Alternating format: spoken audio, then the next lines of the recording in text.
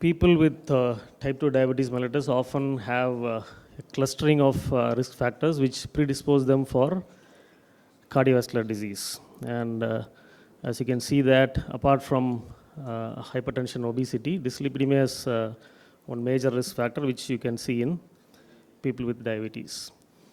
And the prevalence of dyslipidemia is to the tune of almost 70%. And almost 50% of people who have dyslipidemia in diabetes also have hypertension, which is an additional risk factor for cardiovascular disease. The relation between high cholesterol and cardiovascular disease date back to the epidemiological studies which were done in 1950s. And subsequent intervention trials which came in 1985 through 2015 have clearly shown that if you bring down the cholesterol level, the cardiovascular risk and disease burden comes down. So why should we focus on dyslipidemia and diabetes? As I said, CVD is the leading cause of mortality in type 2 diabetes. If you look at the overall causes of death in a person with diabetes, almost 66% is contributed by some form of cardiovascular disease. And even with good glycemic control, dyslipidemia contributes significantly to the existing cardiovascular risk. And again, early and aggressive lipid management results in a significant reduction of these CV events. And the best example comes from the data of the STENO2 study, which looked at multiple or multi-pronged interventions in people with diabetes as far as their CV risk factors are concerned. As you can see that compared to HbA1c reduction and systolic blood pressure reduction, the lipid profile improvement causes a significant reduction in CV events as compared to the other two parameters. So there lies the importance of lipid control in people with diabetes. And looking at lipid metabolism is just looking at a beehive. So every bee looks same. So do the lipid subfractions. But each of them, they have their own job to do. Some are productive and some are destructive. And as you can see that the lipid pathway, to summarize, has an exogenous pathway and an endogenous pathway. The endogenous pathway is the production of VLDL cholesterol from the liver, which downstream gets degraded to the intermediate density lipoprotein and LDL and so forth. So because of the defect in insulin secretion and action, there is increased delivery of free fatty acid to the liver, which packs them into VLDL molecules, which are secreted into the circulation from the liver. And the typical dyslipidemia that is seen in people with type 2 diabetes is increased triglycerides, a decrease in HDL cholesterol, and an abnormal concentration of LDL cholesterol. You will not see high LDL cholesterol in all patients with type 2 diabetes mellitus, but the quality of the LDL cholesterol is quite abnormal. So these are small dense LDL particles which easily gets oxidized, and they are taken up by the macrophages and they are deposited in the blood vessels, which results in atherosclerosis and its complications. So all these lipoprotein or lipid subfractions, they have one thing in common. That is the apoprotein B100, which is there in all these lipid fractions. The foundation for dyslipidemia management in type 2 diabetes came from the initial clinical trials, which showed robust evidence where decrease in cholesterol led to decrease in CV events to the tune of 20 to 30%. And one such study which looked at a large population of type 2 diabetes people is the CARDS trial, which involved the use of atorvastatin at 10 milligram per day versus placebo. And this study showed that there was a 37% reduction in major CV events over a period of time. And subsequent studies with other statins as well showed the same results. The current treatment guidelines, one which is based on the ADA or the AHA or the European Society, they all look at LDL cholesterol as the primary treatment target. Though the secondary targets like non-HDL cholesterol and ApoB also have to be looked at when you are treating a patient with type 2 diabetes mellitus. But again, the recommendations are not just based on the LDL cholesterol number. We have to look at the overall CV risk in that particular patient with diabetes and then choose the dose or type of therapy you are going to use in that patient. And as far as cholesterol reduction is concerned, statins remain the cornerstone of therapy, and there are other drugs which we will look over the course of the talk. And the interesting thing is that LDL cholesterol reduction has been shown to significantly reduce the overall CV risk. For every each millimole reduction in LDL cholesterol, which is roughly around 39 milligram per deciliter, there is a 22% reduction in the overall CV events. And further more interesting is that any further reduction in LDL cholesterol is going to be showing an exponential CV risk reduction. For example, for further 1 millimole per liter reduction of LDL cholesterol, the CV risk reduction is around 39%, which drastically improves to 53% when the LDL cholesterol is reduced by 3 millimole per liter. And how do we choose or how do we select a patient for lipid lowering therapy? You can broadly categorize them into four group of people. In a person who has established ASCVD like a MI or a stroke, there is no doubt they need to be on a lipid lowering therapy, especially a statin. The doubt comes only when you look at people who need a primary prevention. So here you can grossly categorize them into three groups. One group is those with type 2 diabetes mellitus above 40 years of age, because evidence for benefit lies in this group of people. For people less than 40 years, you have to individualize the need for statin. Any person with more than 190 milligram per deciliter of LDL cholesterol, again they need some form of therapy. You don't need to do any other risk assessment for them. If you have a person who doesn't fall into any of these categories and who is more than 40 years, then you have to look at the overall CV risk they have in the next 10 years, and that can be assessed by various ASCVD risk assessment tools. And the most commonly one which we use in clinical practice is the ACC-AHA risk score. We have online tools available where you can enter the patient's parameters and estimate the overall risk in the next 10 years. And there are several other models which you can use, and they are validated for a particular geographic area. For example, if you want to specifically look at the ASCVD risk score in a patient with diabetes, then the score to diabetes risk assessment tool is a better one. But again, that is validated for a European population. And people with diabetes fall into a high risk category as far as the lipid lowering therapy is concerned.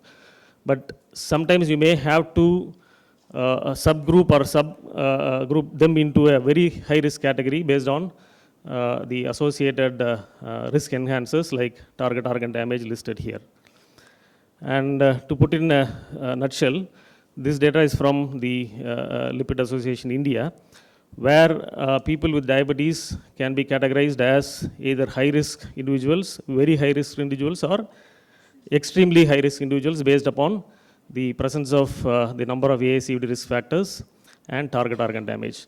So this is mainly important because you need to choose the LDL target in this population. For example, a person with extremely high risk for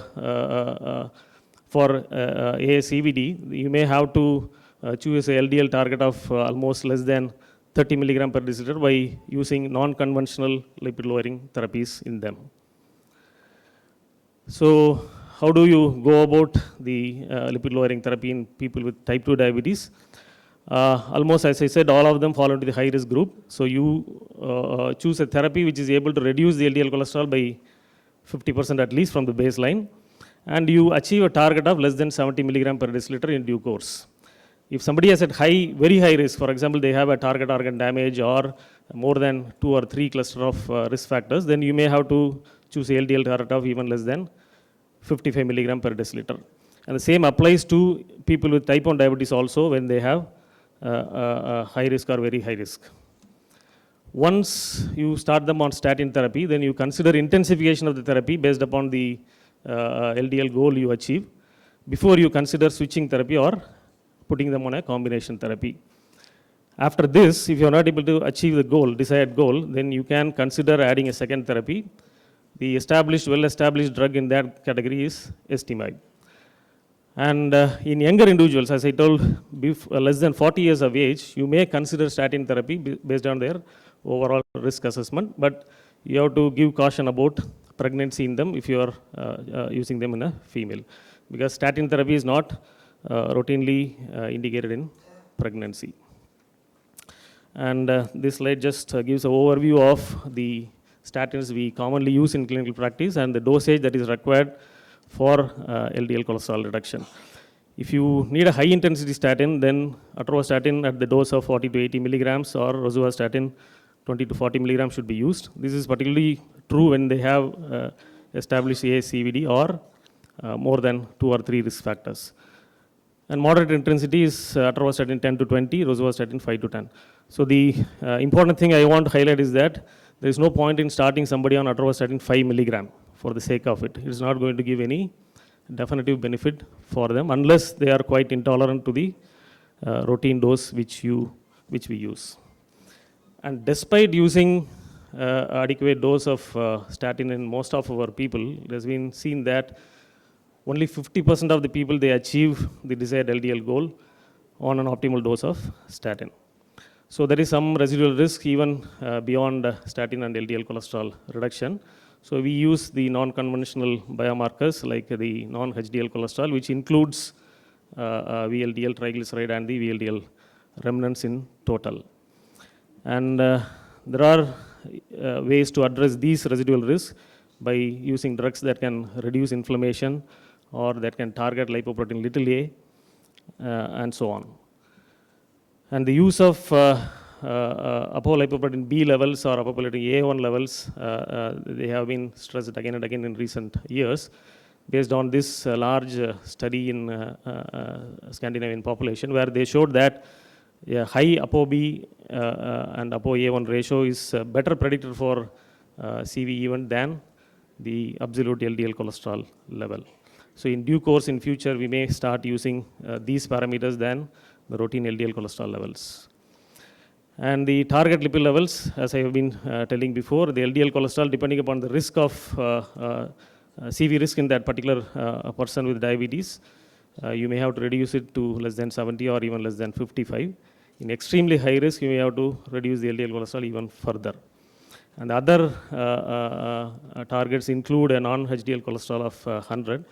Now most of the lipid profile parameters include these non-HDL values also. So always make sure that the non-HDL cholesterol level is not more than 30 milligram than the LDL cholesterol level. So you try to achieve that target.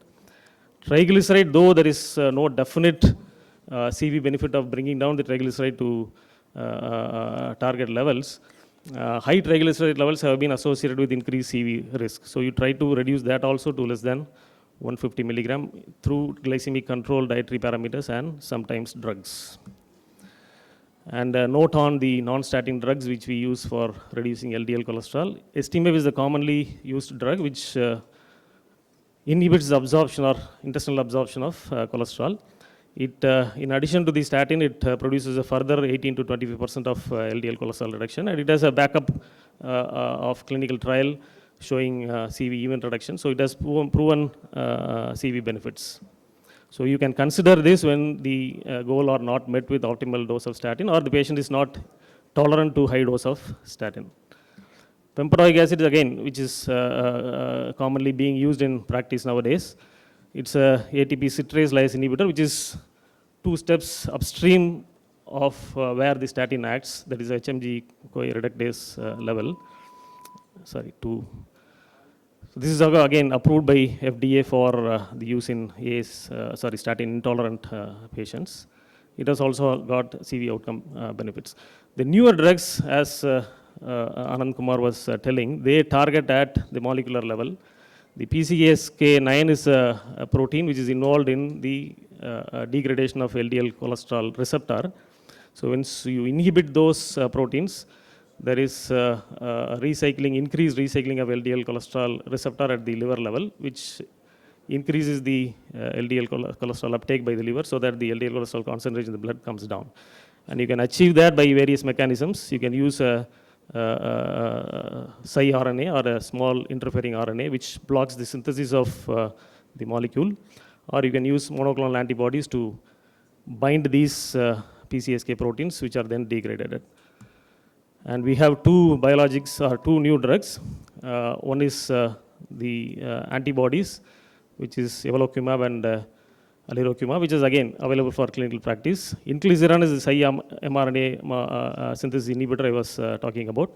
Both are available as injectables. One is to be given at 2 to 4 weeks interval, other is given at 6 monthly interval. And they both produce robust LDL cholesterol reduction. The antibodies, they have proven CV outcome trials, whereas the inclisiran has ongoing CV outcome trial, which I think will come in next year. And this is the efficacy of evolocumab. You can see that the reduction in LDL cholesterol is very significant and it's consistent over a period of time. And triglycerides, fibrates, we commonly use, but again, they don't have any CV benefits as far as triglyceride reduction is concerned. The only drug that has been shown to have CV benefit is high dose icosapentail ethyl. But again, you have to use at least 4 grams per day to achieve the desired result. Saraglitazar is again a common drug which we use for MASH treatment. Again, that can be used for triglyceride reduction in people with diabetes mellitus. We have emerging therapies which again target various molecules which are involved in the cholesterol metabolism. So to conclude, a practical approach would include assessment of ASCVD risk, initiation of moderate to high intensity statin, then add a second drug like estimate when the goal is not met.